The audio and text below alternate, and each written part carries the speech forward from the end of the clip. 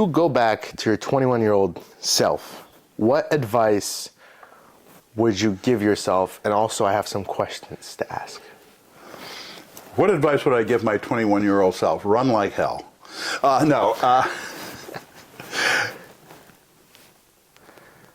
Be sure that you want, if you're considering a life as an entrepreneur, be sure that you want to be an entrepreneur. And by that I mean there are times in which you have no idea where your next meal is coming from. You have no idea what you're doing and what you're working on. You have no idea who this person is you're depending on for your next advancement on your technology, who they are, what they're good for. You have some idea on all of these things.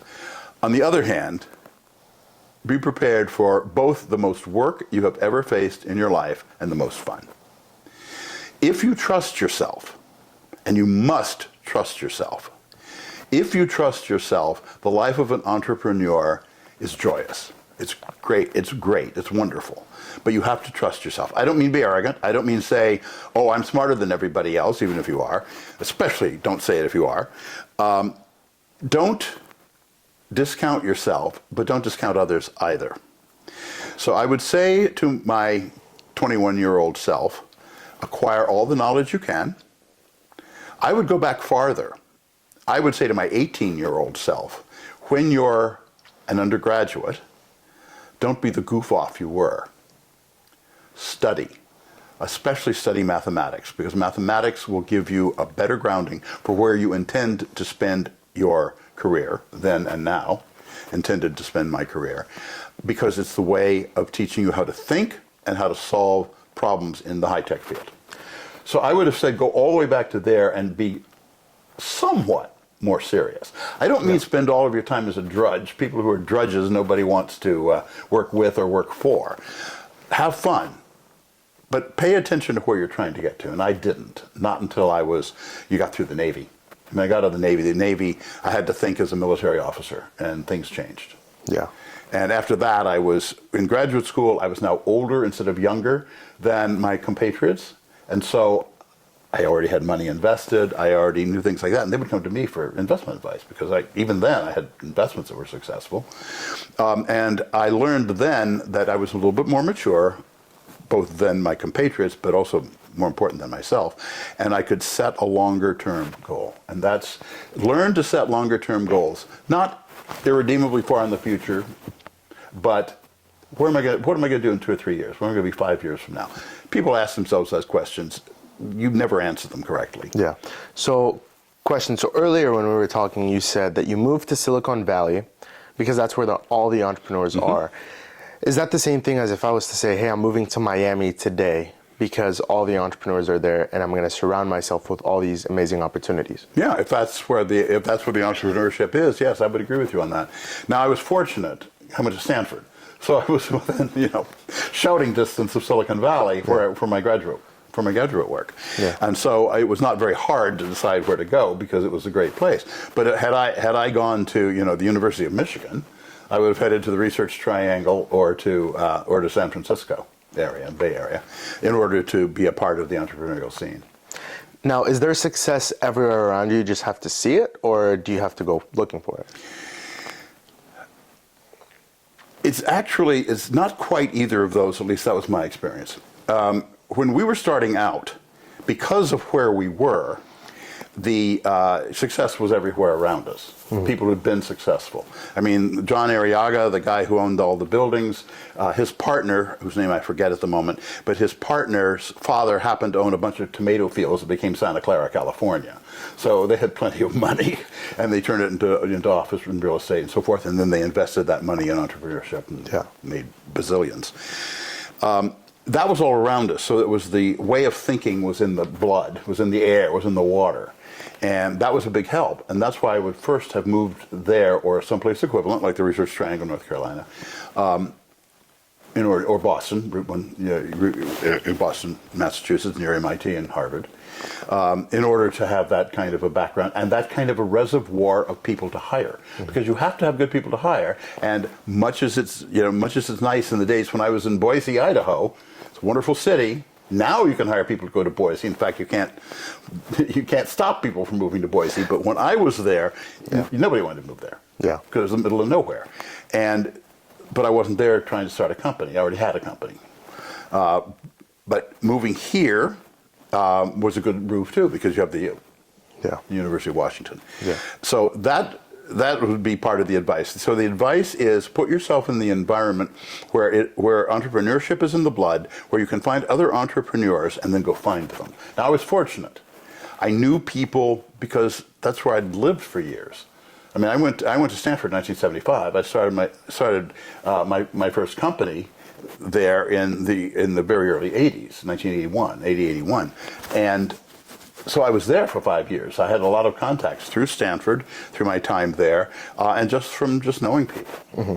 So, with that being said, someone my age, 21, you would say move to Miami, get as many connections as you can get with successful people. Mm-hmm.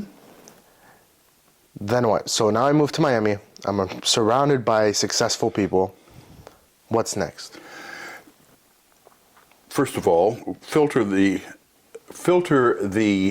successful people by those you would like to spend time with. And I want to be very careful here. It sounds a lot like you are saying choose your friends that can benefit you. I'm not saying that. I'm saying choose your business partners to be your friends who can benefit you. Got it. I have almost inevitably been good friends with the people I've worked with. The guy that I formed my second company, the first company was a consulting firm, my second company with, and I are still friends. And we have been, even though we've had a few words with each other over the years. I admire him. I think he admires me. And he was trustworthy. When he said he was going to do something, he did it. And when he wanted to do something, he did it. He didn't have to know anything about it. He took over our finances. This is Jim Fruchterman. He took over our finances not knowing word one about how to run finance. And he did a superb job. Because nobody else wanted it. I was the technologist.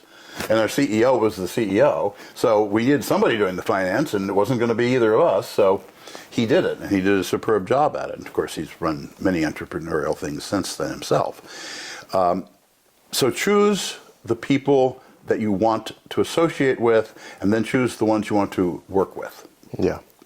And if you're in the milieu where people are starting companies, or starting enterprises, it doesn't have to be a company, starting some sort of enterprise, if you want to do it not-for-profit, do not-for-profit. I mean, I'm not passing judgment. It's not for me, but Jim, it was. That's where he made his career, not with the companies we did. He made his money with the companies that we worked on together, but he made his career in the not-for-profit world. I'm not capable of doing that. Yeah. He was and is. Yeah. So now I've moved to Miami. I've surrounded myself with entrepreneurs. I've found the people that I would actually have as business partners and the people who I would just have as friends. Mm-hmm. Then we find the idea, right? Then you find the idea. And it may be your idea, it may be somebody else's idea, it may be an amalgam of multiple ideas. And this happens over drinks in the bar. This isn't something you plan exactly. You surround yourself with very, very bright people who are entrepreneurial, and these ideas will boil to the surface. And it is a falsehood to think that first-rate people are afraid of other first-rate people. They're not. Second-rate people are afraid of first-rate people. First-rate people can't imagine there are other people like themselves that really are first-rate. So I would say the first thing to my 20-year-old, 21-year-old self would be first-rate. Know what you're talking about, keep your word, work hard, show that you're working hard, work for your benefit and everybody else's that you're going with, focus on what you're doing, and you'll be more successful than if you try anything else. Take responsibility. You screw up, screw up. Boy, Lord knows I've screwed up a lot. So what? Everybody screws up. The only ones who are successful are the ones who get over it. And that's what I would recommend. Now, where you go, I know nothing about Miami except that I like South Beach. But finding the right place, you are at a disadvantage if you go someplace simply to start an entrepreneurial lifestyle at first, because you don't know anybody natively. I went to Stanford to go to Stanford in aerospace engineering because that was my field that I was interested in. So I was sort of already in the environment before I started being an entrepreneur. But so what? Your career isn't the first few years. Your career is a lot longer than that. And so get used to it. Learn an environment, learn a place. If you are doing it by intent, you'll learn it faster than if you're doing it by just being in the environment, because you know why you're trying to do this. I didn't. I didn't discount it, but I didn't start being an entrepreneur. I thought I was going to be an aerospace engineer for my career. Yeah.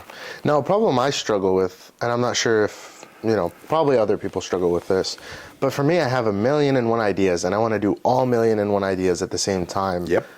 What do you do? Because for me, I'm thinking well, I can sell cars and do dealership because I know people that are making good money in that. I can do e-commerce. I can do service-based. I can start a new AI tool. I can do social media. I can do this. And there's 1,000,001 ways to make money. Now, and I want to do all 1,000,001 of them because I like them all equally. What do I do? Where do I start? Suffer from attention deficit disorder, do we? Yes. Well, the first thing is you don't do all of them. Yeah. And you will have to put aside things that you absolutely love the idea of doing. I had to set aside the rocket industry, and because that wasn't where I was going to make money. We first met the people at Wilson Sonsini, the law firm in the San Francisco Bay Area. We first met them as our lawyers for a rocket project that we were doing. And we tried to raise some money for that. It didn't work. Then we decided, three of us who were on that came back with a business plan that had nothing to do with rockets. And he said, now that we can fund. Same people, completely different enterprise. And they introduced us to the people who eventually led to funding us. Yeah. That's the environment you want to be in, but you also make sure you're doing the thing that can actually raise money. Because not everything will raise money, no matter how good an idea it is. And you may not be the right person to raise the money for that. It can't be something, unless you're really in love with research, it can't be something that's going to take 20 years to perfect. I, for example, would not work on a new drug. For health things. Not because I don't think it's worthy, I think it is worthy, but because it takes $1 billion to bring a drug to market, with the regulations being what they are. And I don't have the time or the patience, especially now I don't have the time, but I never would have had the patience for doing something like that. It had to be something that has a 4 or 5 year horizon. Yeah, and I'm the same way. I like all my investments are 4 to 5 years. Now that kind of comes to my next point. So, you're going to go to Miami with a good sum of money. Mm-hmm. You can't just go there with $0. Mm-hmm. You need to have at least $20,000. Now, what should that look like? Should you have some investments? Should I put it in the stock market? Should I just keep it in a savings account? But what should I do with that first sum of money that I've made? It was a standing joke when I was in graduate school that I had what my friends referred to as the black hole of my investments. Money went in and never came out. It was there entirely as long-term investments, and that was true. It's been true all my life. It's so easy to spend money that you have rather than use it to grow, but you'll regret it dramatically if you let that happen. So, yes, you want enough money to live on, and sometimes you risk it all. My mom used to tell the story that Jim Fruchterman and I in our first company had one pair of shoes between us, one pair of dress shoes between us because we had no money. And that was true. We didn't have any money. Now, I still had my black hole of my investments, but nothing was going to touch that unless I absolutely had to. So I lived as though I were poor even though I wasn't.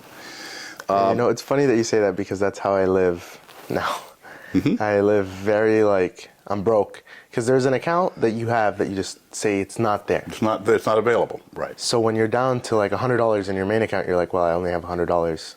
Even though that account can have a couple thousand in it. Yeah, exactly. That is precisely correct. You have to, the more money and the more investments that are doing successfully that are behind you, that are there for your long-term growth, the more confident you can be in trying something risky. If you're going to starve if this fails, You'll pay more attention, but it won't be nearly as much fun than if you say, okay, I can afford to screw this one up, but I want to try this. All of that said, regardless of whether you have a lot of money or no money, whether your last name is Gates or not, act as though what you're going to do in your entrepreneurial venture is the center and focus of your life, because it will be if you're going to be successful, at least for a while.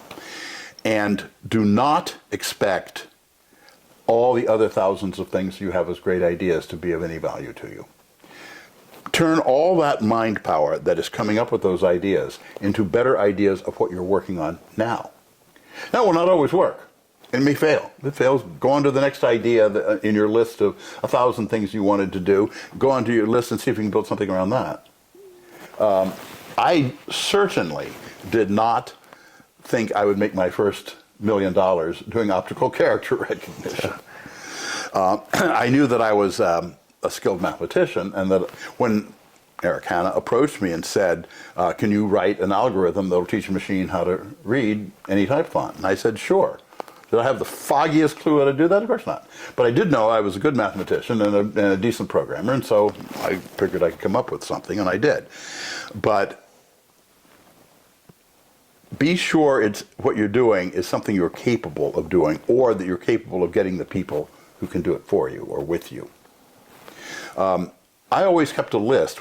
Sometimes I worked for people, sometimes I worked for myself, until I eventually wound up only working for myself. I always kept a list of people that I would hire if I left. And usually, they were one by one struck off the list and not hired, because I found people that were better. Really? Yeah. And that wasn't because I thought badly of somebody. I'm very close friends with people I would never work with. Because they're not focused in the area I am, their interests are not mine, my interests are not theirs, but we're still good friends. That's not a pass-on friendship. But to have a good partner, you must have shared goals, you must have shared ethics, and you must have shared work ethics, like how hard I'm going to work and this sort of thing, because you want to succeed. Yeah. But the single most important thing I would say to my 21-year-old self, and that I would say to any entrepreneur of whatever age, be as good as your word. When you say you're going to do something to people, for people, do it. If you give them a date for when a product is going to be ready, do everything you can to have it ready at that point. And as soon as you know it's not going to be, you go to them and explain why. Don't make excuses. Just say, this has gone wrong, we're going to do this, this is how we're going to make it up to you. And that's what you do. And that's the way successful entrepreneurs work. They're not flawless. Yeah. They're just honest. Yeah.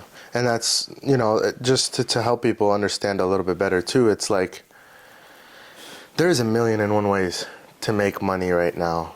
And Yep.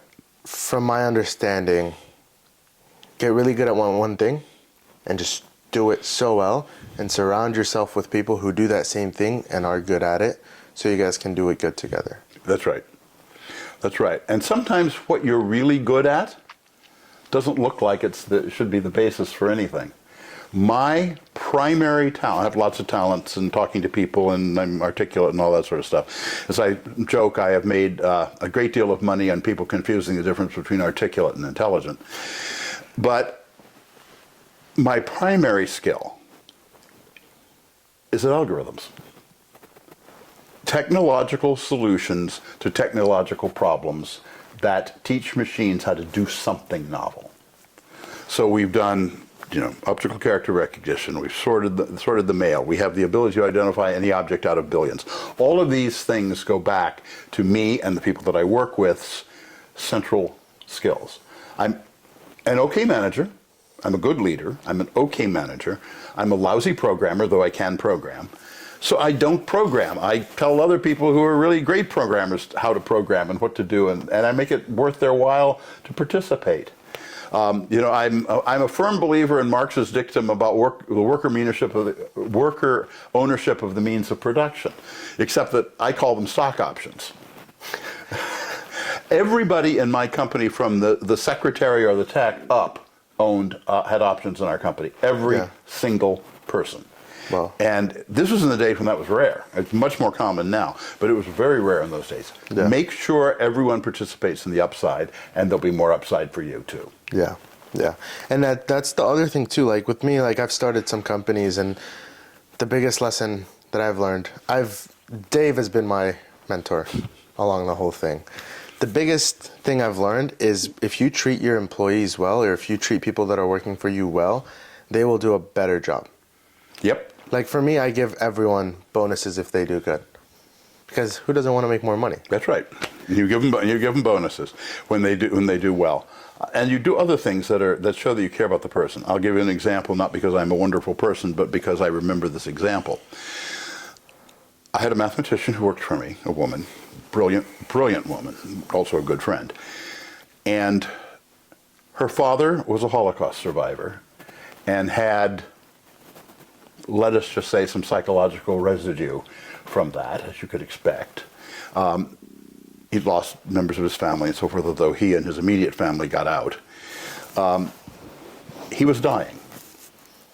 And she had, a list as long as my arm of the tasks she had to get done, and she needed to do, and she was just angsting about, how do I get all these things done? And I said, you don't. I said, you get on that airplane, and you go to New York, and you stay with your father while he lives, because you won't forgive yourself if you don't.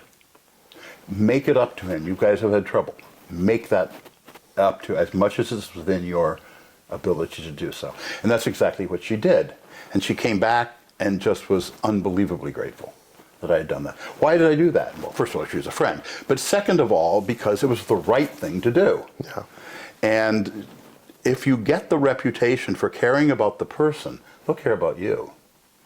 And I've had people do wonderful things for me that I didn't deserve, because at other times I'd been good to them or to somebody they saw me being good to. This doesn't cost you anything. It doesn't cost you very much anyway. Just do it. Do it because you like the person or like people. People who are in it only for their own selves will never be a success, or almost never be a success. There's always lightning can strike. But if you're in it as a group, the group will be more successful than any one person will be. Wow. Yeah, that is very true. Yeah, I mean, I think that's everything I needed to know. You brought up the question of a million good ideas. Yeah. If it helps, write them down. Keep a record of them. And then when you're thinking that, well, this one didn't work, I'm going to go do something else, go read back through that. Okay. It enables you to put it aside now. Yeah. Because it isn't abandoned. Now, the odds are you will never come back to it. But you might.